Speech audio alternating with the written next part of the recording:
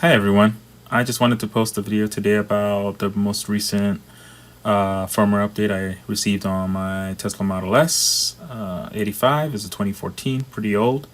I hope this video helps anyone out there that's looking into an older Autopilot 1 vehicle that they want to purchase. I always highly recommend doing that. Save yourself a bunch of money and you get a very, very great vehicle. If you have any questions, just leave the comment below. Feel free to also subscribe and try to post more videos like this. I just wanted to do a video to show you guys some of the updates that my 2014 Tesla Model S 85 with Autopilot 1 has recently received. It is currently December 26, 2020, and I just recently received an update. I received the update version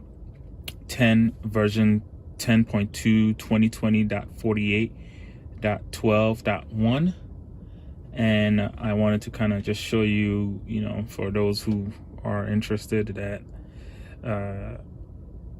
just show you guys what was released in the Autopilot 1 vehicles. Again, my vehicle is one of the earliest Autopilot with Mobileye Autopilot. So this recent update, they improved the text message. I guess there has been text message improvements.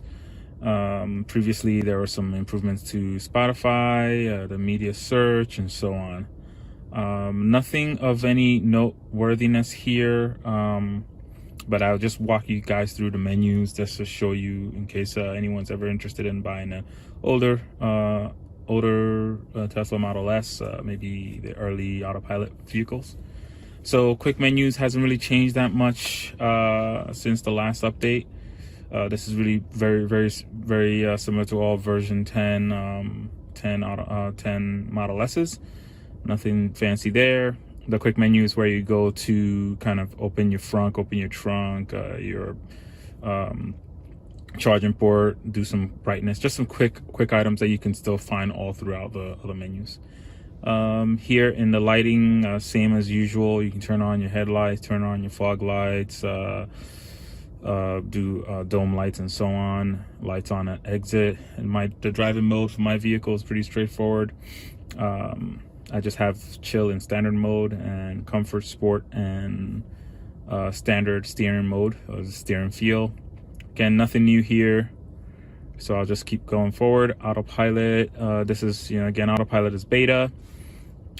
Here is where you would set up your summon. So these vehicles have the summon where you can pull in and out of your garage, and it's very useful. I use it quite often. If you set up Home Link, which allows the vehicle to open and close your garage door, you can actually do it from inside the house, summon the vehicle out, it'll open the garage door and pull out on its own, as long as it's not plugged in and charging. Nothing new here. I do have the lane departure, automatic emergency braking, and obstacle aware acceleration, and the forward collision warning. All of that stuff is enabled except for the lane departure, because it kind of rumbles the steering wheel. I just don't like it. The vehicle settings, I feel like a few versions ago, maybe 1 or 2 versions ago, we received the walk away door lock and the car left open notification for windows and doors. You can exclude when you are at home. So if you've set like in your navigation system, if you've set a home, you can set up home and work. And if you've set up those two, then when you're home, you can exclude those settings. Again, nothing fancy here in the display settings. Oh, okay, this might be new. The language settings, there's now a way for you to change the language settings for the touchscreen, the voice recognition, and the voice navigation. If you want to change them all separately, you can. I think they added more languages. I'm not going to go through which languages are supported right now. I'm in Maryland, US, so we just use English for everything here. Trip settings, as you can see here, my vehicle is 94,000 miles. I purchased it when it was 41,000 miles, and I love this car. I drive it so much. I'm actually currently out of bumper to bumper warranty. I purchased my vehicle back when the certified pre-owned, you would get 4 years bumper to bumper, and you would just get the remainder of the 8 years on the battery. And what else was included? Yeah. So yeah, anyway, it was 4 years or 50,000 miles. I actually drove 50,000 miles in 2.5 years. So I no longer have bumper to bumper warranty, but I have other coverages as well. So let me go back here. We did trip. Navigation menu, nothing's changed there. Yeah, the security, safety and security, nothing's changed there. You now have the glove box pin, which I think was maybe 1 or 2 versions ago it came out. Nothing fancy there. Service now. I'm sure you've seen this already, but I think a few versions back, you can set whatever wheels are on your vehicle, and then the car calibrates, and it allows for it to have better range calculations and so on.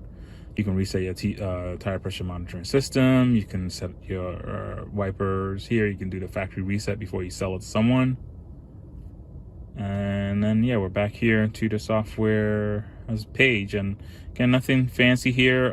What I will say that I have noticed is that, again, after every update or so, I do notice that in certain places the Autopilot 1 does behave a little bit better. In places where sometimes it would have phantom braking, all of that, I don't have that anymore. Actually, I haven't experienced phantom braking since maybe a year or so ago. And there are some places on the highway where sometimes it'll maybe stay too far to the left or too far to the right, and I noticed that's gotten better. It's not perfect, but it has gotten better.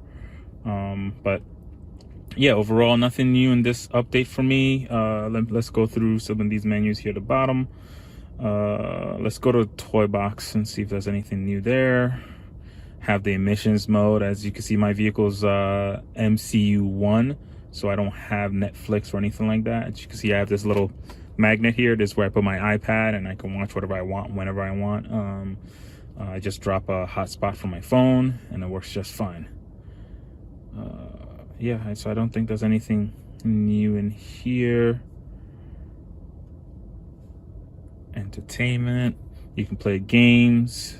These are old school games, no new games that I can see.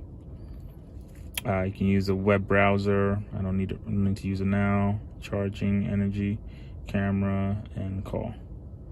And I do think in here, if my phone were connected, I would have a way to kind of read messages, but I don't see that. Yep. So that's all. There's nothing too fancy here. I have an S85. If you guys have any questions, please let me know.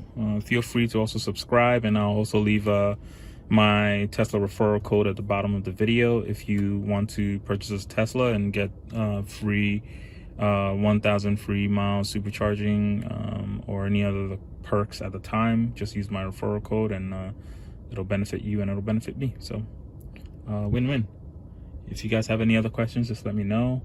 Again, this is an old Tesla, but it does run great. I haven't had any crazy issues. I just drove back from New Jersey recently with no issues at all.